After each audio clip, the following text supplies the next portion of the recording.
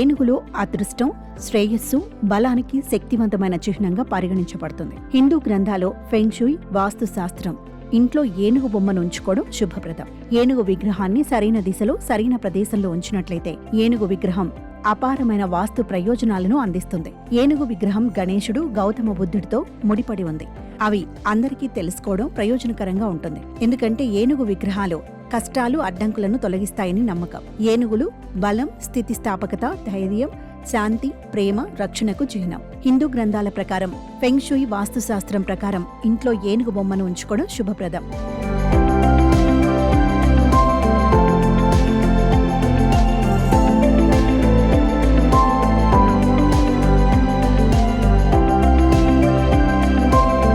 ప్రవేశ ద్వారం వద్ద ఏనుగు శిల్పాలు. అనేక పురాతన హిందూ భవనాల ప్రవేశ ద్వారాల వద్ద 2 భారీ రాతి ఏనుగులు వాటి తొండాలను పైకి లేపి ఉండటం సర్వసాధారణం.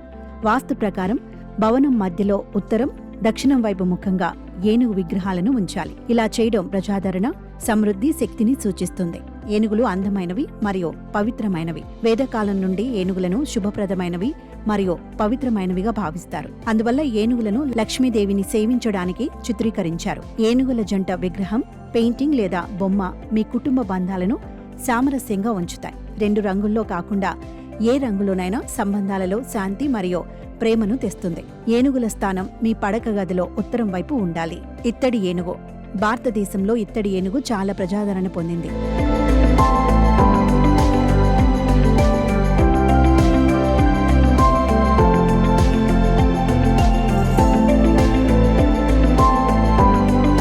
ఇత్తడి ఏనుగును ఎక్కడ ఉంచినా అక్కడ సామరస్యం, సానుకూలత పెరుగుతుందని అంటారు. ఇవి సానుకూల శక్తిని ఆకర్షిస్తాయి. వాస్తు శాస్త్రంలో ఎర్ర ఏనుగును కీర్తి, శక్తి, విజయానికి చిహ్నంగా భావిస్తారు. ఇలా ఎర్ర రంగు ఏనుగును ఇంటి దక్షిణ ప్రాంతంలో ఉంచవచ్చు.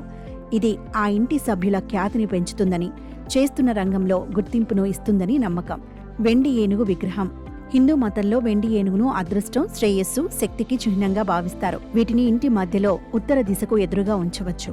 ఈ ఏనుగు విగ్రహం సానుకూల శక్తిని, విజయాన్ని, అదృష్టాన్ని ఆహ్వానిస్తుందని కూడా చెబుతారు. జంట ఏనుగులు జీవితంలో ప్రేమను పంచుతాయి. కనుక భార్యాభర్తల మధ్య సంబంధాలను బలోపేతం చేయడానికి జంట ఏనుగుల విగ్రహాలను పడక గదిలో ఉంచడం మంచిది.